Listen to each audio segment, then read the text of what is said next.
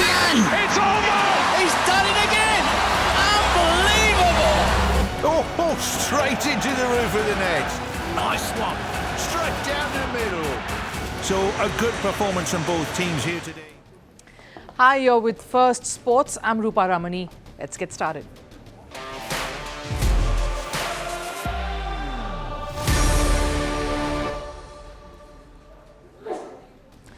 Right on the show today, the noise after India's historic loss to New Zealand has not ceased. As the din grows, we ask, is India being a little too judgmental here, even as head coach Gautam Gambhir racks up another for his infamous list of firsts?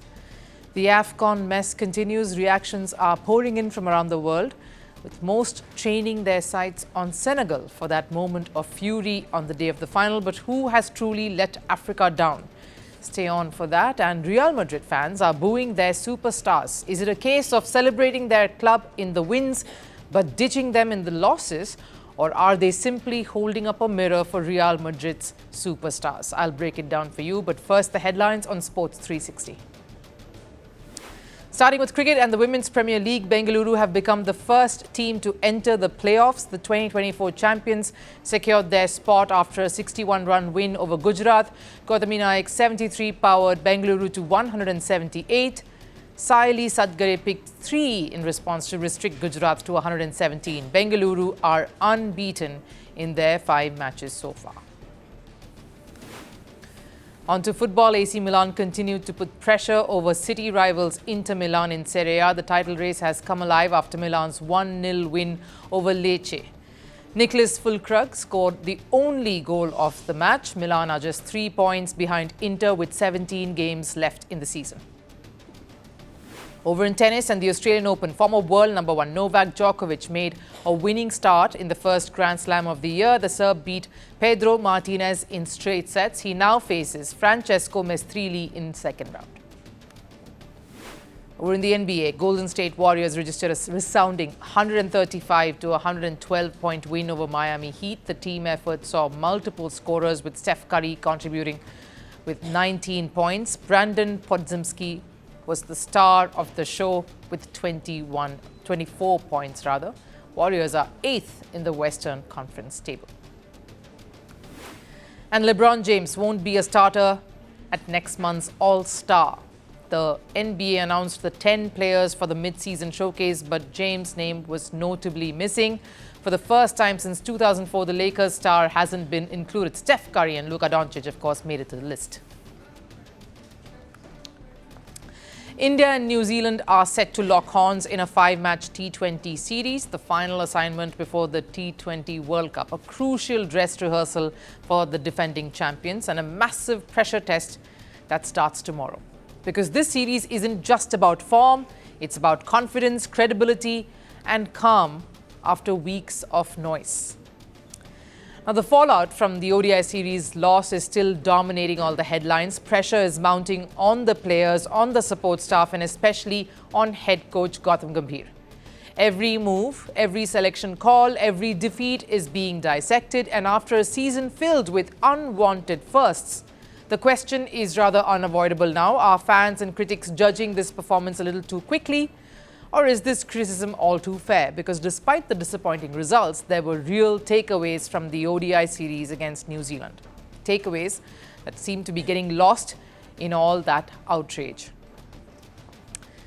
Indian cricket has always lived in two extremes. On one side, you have worship, stardom, and godlike reverence. And on the other, there's ruthless criticism the moment results begin to dip.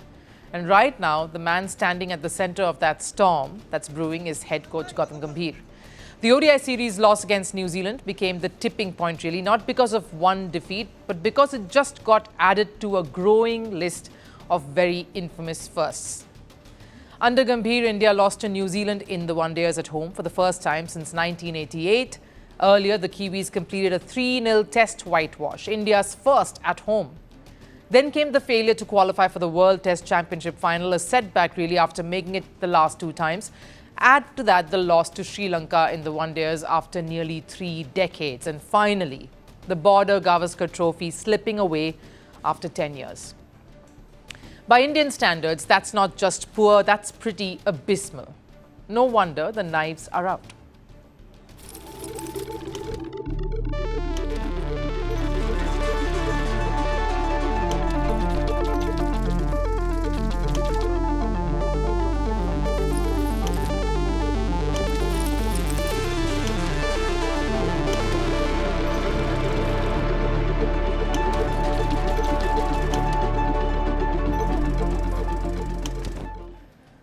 But here's the part that's being ignored. This is also an Indian team that is transitioning. Many of you may not like the word, but it's there and it's real.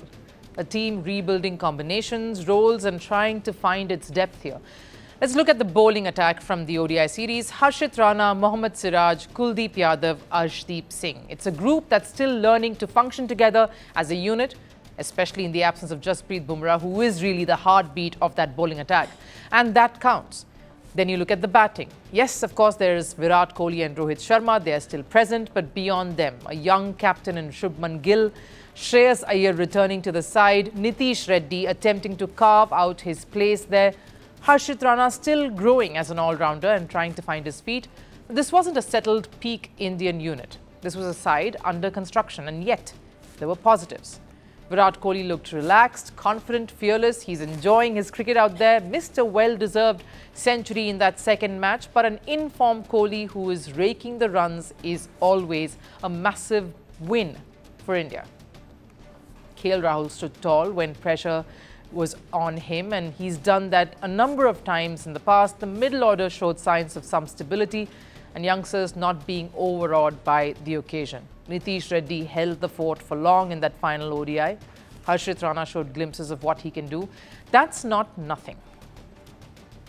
After the first match, coming here 1-1, the way we played, I was disappointed. There are areas we need to look back, reflect and do better. The way Harshit has batted in this series, the way Virat is batting is always a plus. Keeping the World Cup in mind, we want to give him opportunities and see what kind of combinations work for us.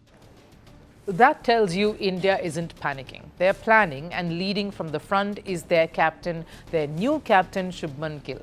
Instead of resting, Gill has made himself available for the Ranji Trophy. It's the domestic tournament, and he'll turn up for his stateside Punjab against Saurashtra in Rajkot. That's later this week. That there shows intent, accountability, and him taking the lead and leading from the front. What this team needs right about now is not any knee-jerk reactions, but backing. Criticism is fair, debate is healthy, but jumping the gun, that's pointless. Especially when history tells us this Indian side delivers when it matters most. He's the coach. The coach can prepare a team. Now to those who are asking, for him to be accountable, my counter question is, what did you do when India won the Champions Trophy under him? What did you do when India won the Asia Cup under him? Every system needs time, especially one undergoing change. This team is defending a T20 World Cup title. They don't need chaos, they need clarity and some confidence. Because when this Indian team really clicks, it doesn't just compete, it dominates the opposition. And the T20 series against New Zealand that's coming up is that perfect moment to remind the world why writing off India is always going to be a mistake. Senegal won a controversial final against Morocco over the weekend and celebrated a euphoric chapter in their footballing history. But those celebrations were short-lived, pushed to the background because the chaos, drama and violence that this face-off sparked off has taken center stage. So what was the fallout of that final? Clashes erupted in Europe.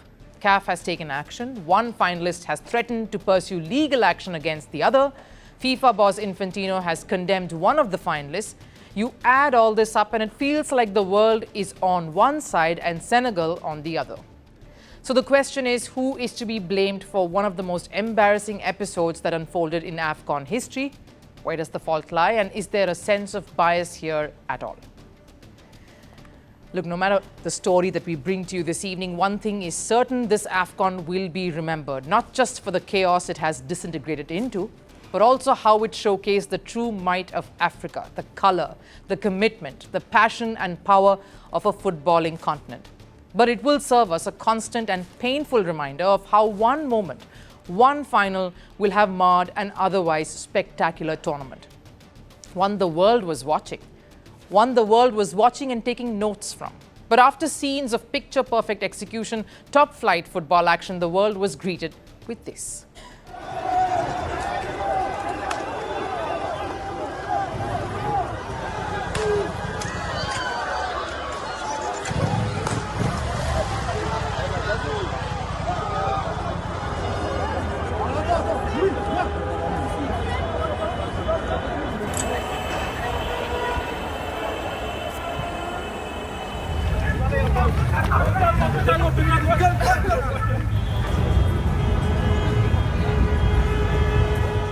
That's a bunch of angry, raucous Moroccan fans expressing their disappointment after the loss by clashing with the police in Paris. Rioting was reported in many cities in Western Europe, including Brussels. Many were detained over in Antwerp. There was unrest in The Hague. Yes, Senegalese fans are not far behind here. After that penalty was awarded to Morocco during the final, Senegal supporters in the stadium turned violent. The country's coach and a majority of the players who stormed out of the pitch in the middle of a final only fueled all the reactions further.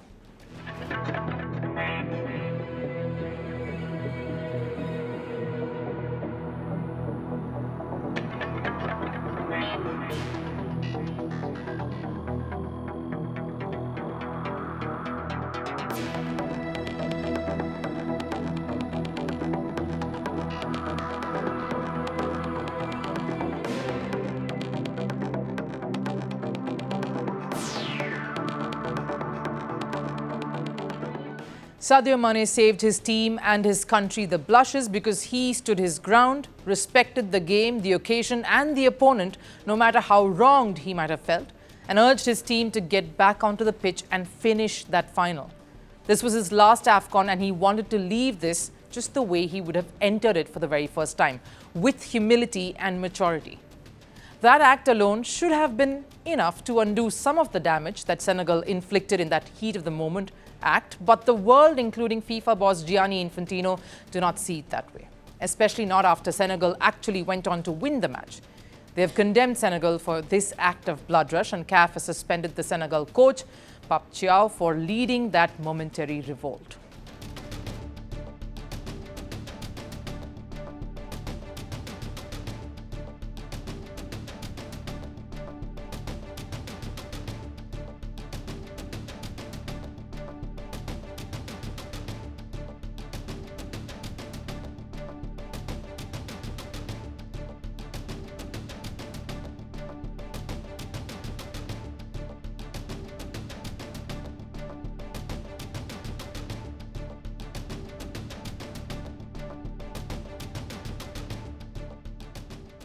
Now, while all this is fair, why is no one questioning Morocco for some of the things that they have been indulging in?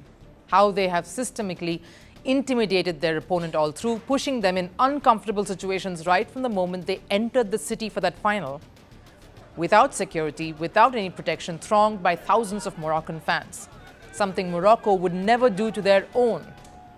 During the final, the ball boys kept wrestling towels away from Senegal players, the questionable refereeing decisions. There was a narrative here that many are rather conveniently overlooking. Morocco wanted to win this one, and they were willing to do all they could to make life difficult for Senegal. No scrutiny on that. When a winning coach entered the press conference and all journalists just got up and walked out. Disrespectful, unprofessional. Why were no questions being raised on this? Or the fact that their own star player, Brahim Diaz, who missed that crucial penalty that could have sealed the win, is feeling crucified and says it hurts his soul.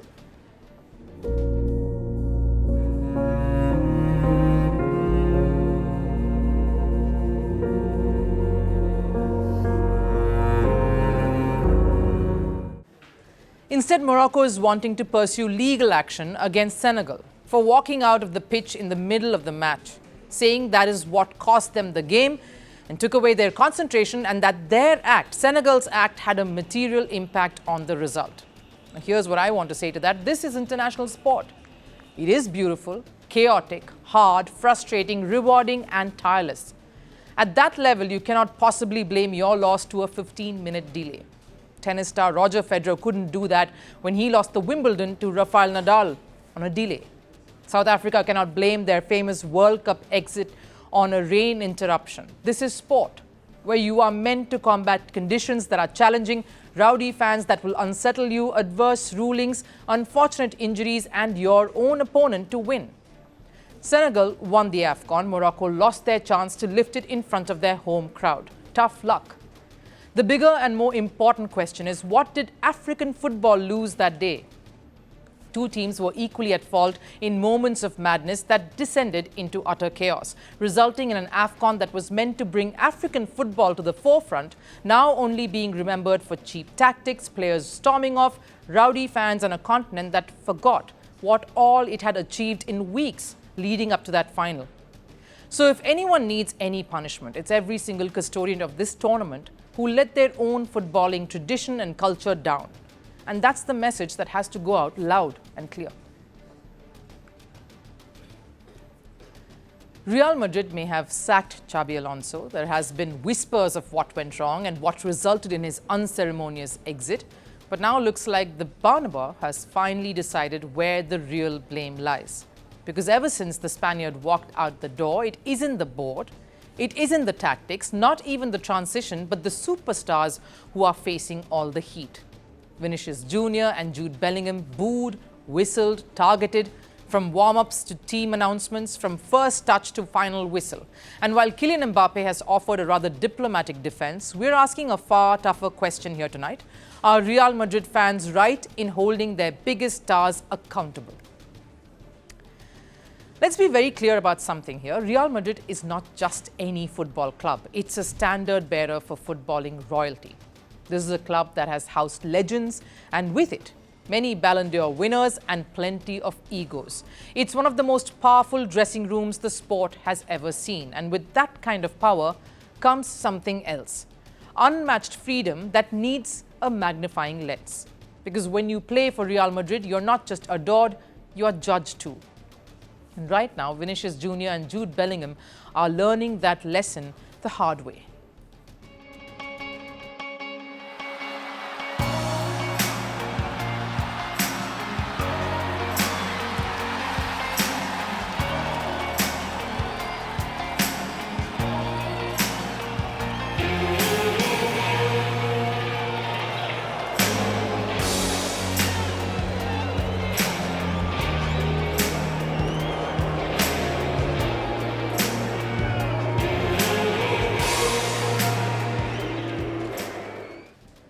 Since Xabi Alonso's sacking, Madrid supporters have made one thing brutally clear. If we crown you kings, we also reserve the right to dethrone you.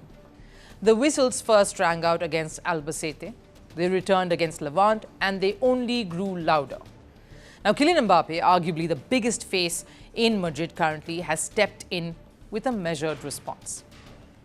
I understand the fans, but the only thing I haven't liked is that if they whistle, they should whistle the whole squad. They shouldn't single out one player. It's the fault of the whole team. On paper, it all sounds nice. And he's right. Football is a team sport. But here's what Mbappe is evading. This backlash isn't only about results. They targeted behaviour. They targeted attitude and the power dynamics. And no one embodies that tension more than Vinicius Jr. Ever since Xabi Alonso arrived, reports of internal friction began to surface, disagreements, clashes of authority.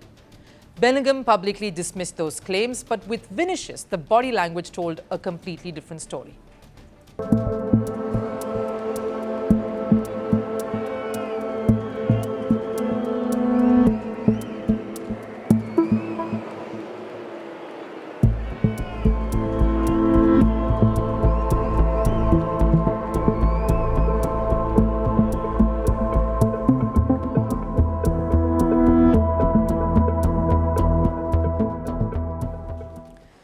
And when murmurs of Vinicius exploring moves away from Madrid emerged, that was the final straw. Because here's what the Madrid fan base remembers.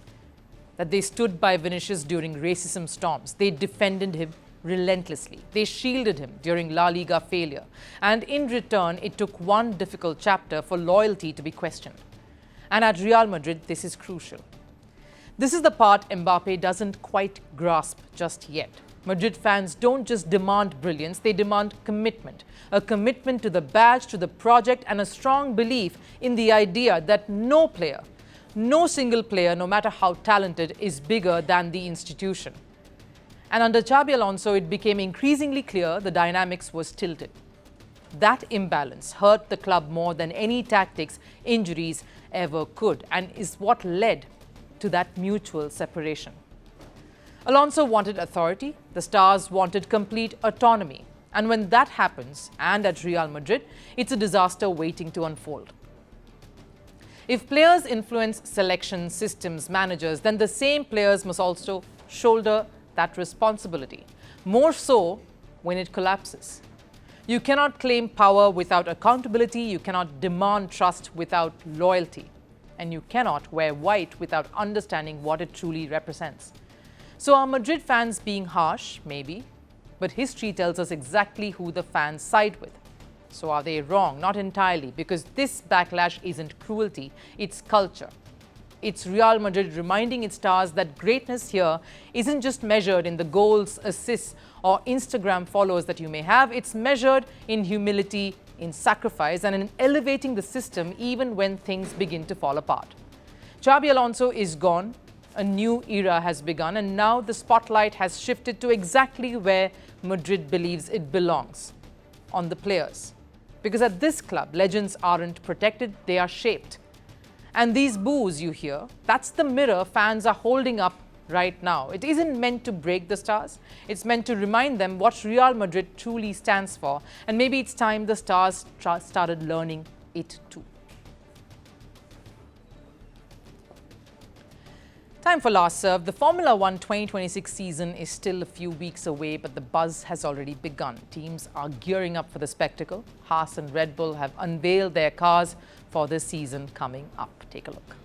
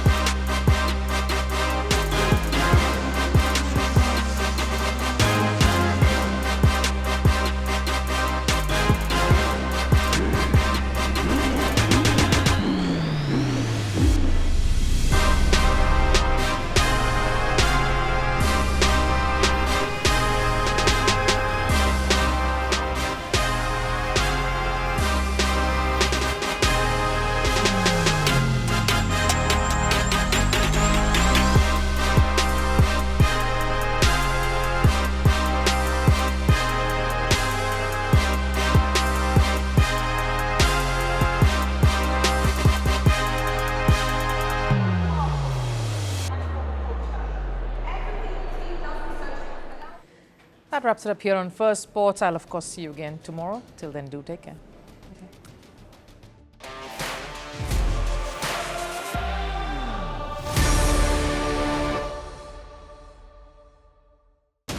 The world doesn't fit in boxes, so why should your news? From battlefields to negotiation tables, from internet outrage to real-world injustice. The conversations everyone is having and the ones they're avoiding. It's the same show, but this new year, Firstpost America gets a new look. I'm Kerry Johnston, and this is Firstpost America.